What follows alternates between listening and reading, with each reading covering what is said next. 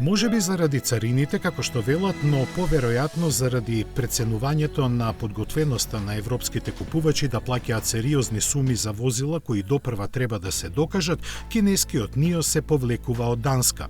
Производителот, чии модели важат за технолошки напредни, вели дека тоа нема да ги помати нивните европски планови, но тие секако ќе бидат забавени.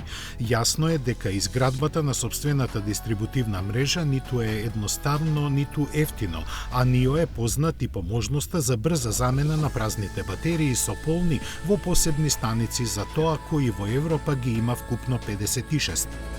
Предизвикот се чинеше преголем за данскиот пазар, а со оглед на нивото на ланската продажба од само 1700 возила, таков е и во останатите земји каде компанијата настапува – Германија, Холандија, Норвешка и Шведска. Во понуда има вкупно 6 модели, чии цени започнуваат од 55.000 евра.